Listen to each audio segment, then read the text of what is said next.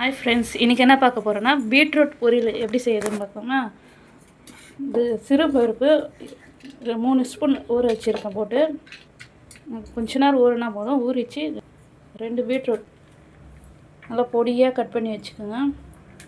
பாருங்கள், இந்த அளவுக்கு பொடியாக இருக்குன்னு குக்கரில் போட்டு 3 விசில் வச்சா கரெக்டாக இருக்கும். தாளிப்புக்கு வெங்காயம், காஞ்சி மிளகா, 2 பல் பூண்டு, கருவேப்பிலை.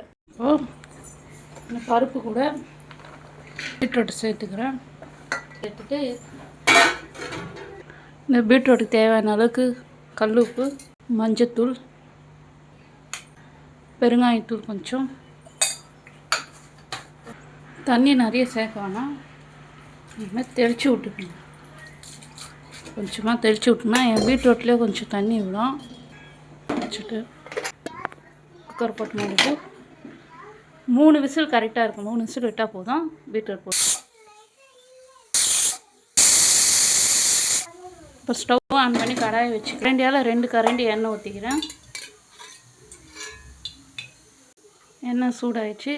கடுகு, ஜீரகம், உளுத்தம்பருப்பு, கடலைப்பருப்பு கொஞ்சம் கலர் வர வரைக்கும் வதக்கலாம். காஞ்சி மிளகா சேர்த்துக்கலாம்.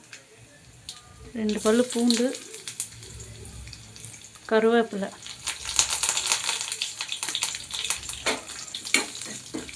வெங்காயம் சேர்த்துக்கலாம்.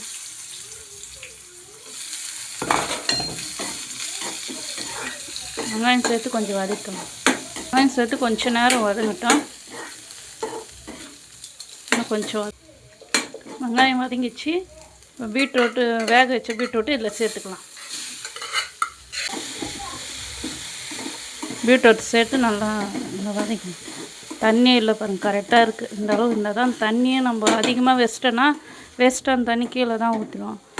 தண்ணிலேயும் சத்து இருக்குது. அதனால் நான் கரெக்டாக தண்ணி அளவு வச்சு தெளித்து விட்டுட்டு சேர்த்துக்கணும். கரெக்டாக இருக்குது பாருங்கள்.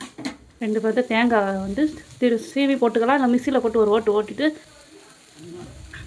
தேங்காய் நான் மிக்சிலே போட்டு திருவிட்டேன். அது கூட சேர்த்து காய் கூட சேர்த்து ஒரே நிமிஷம் நல்லா கலக்கி விட்டுட்டு ஆஃப் பண்ணிடலாம். தேங்காய் சேர்த்து ரொம்ப நேரம் வதக்கக்கூடாது. ஒரு வதக்கினா போகலாம். தேங்காய் எதுக்கு சேர்க்கணும்னா கொஞ்சம் டேஸ்ட்டாக இருக்கும். காய் சாப்பிடும். தேங்காய் சேர்த்து செய்யணும். சாப்பிட நல்லா டேஸ்ட்டாக இருக்கும். பசங்களும் சாப்பிட்ருவாங்க. ஸ்டவ் ஆஃப் பண்ணிடலாம். சூப்பராக பீட்ரூட் பொரியல் ரெடி ஆகிடுச்சு. சிம்பிளாக சீக்கிரமாக செஞ்சிடலாம். ரச சாதத்துக்கு, சாம்பார் சாதத்துக்குலாம் நல்லாயிருக்கும். அப்படியே கூட சாதம் போட்டு பிசைஞ்சு சாப்பிட்லாம். இன்னும் நல்லா டேஸ்ட்டாக இருக்கும். பாருங்கள். சேனல் பிடிச்சிருந்தால் லைக் பண்ணுங்கள், ஷேர் பண்ணுங்கள், கமெண்ட் பண்ணுங்கள். மறக்காமல் சேனலை சப்ஸ்கிரைப் பண்ணுங்கள். Thank you friends.